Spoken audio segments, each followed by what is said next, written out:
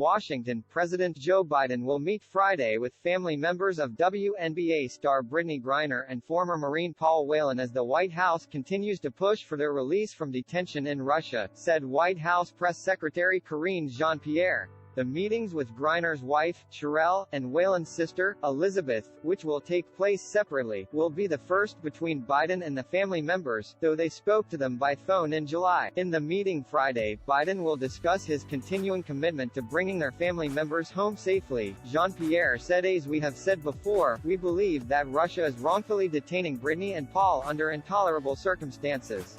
The meeting was first reported by the Associated Press. The White House has been in talks with Russian officials over the release of the two Americans, and Biden said last month that he was hopeful a deal could be made to release Griner, but since then, there have been few signs of progress from the administration. NBC News reported in July that the US had offered to exchange Griner and Whelan for Viktor Bout, a Russian arms dealer who has been serving a 25-year prison sentence in August. After Griner's sentencing, Russia said it was ready to discuss the possibility of a swap.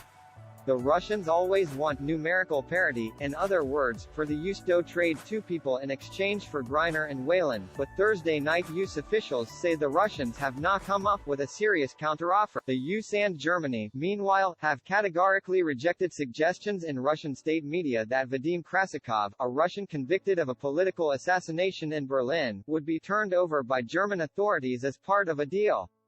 "I would love to say that the purpose of this meeting is to inform the families that the Russians have accepted our offer and we are bringing their loved ones home. That is not what we're seeing in these negotiations at this time," Jean-Pierre said. "Look, as we've said, the Russians should accept our offer. They should accept our offer today. We will keep working diligently until the day we get to share that good news." State Department spokesperson Ned Price said Thursday that talks have certainly not moved with the speed we would like, though he would not call the talks stalled. He also did not rule out a meeting between Secretary of State Antony Blinken and Russian Foreign Minister Sergei Lavrov during the UN sessions in New York next week, saying, "If a senior-level meeting would help take us one step closer to seeing their release, they would not hesitate to do it."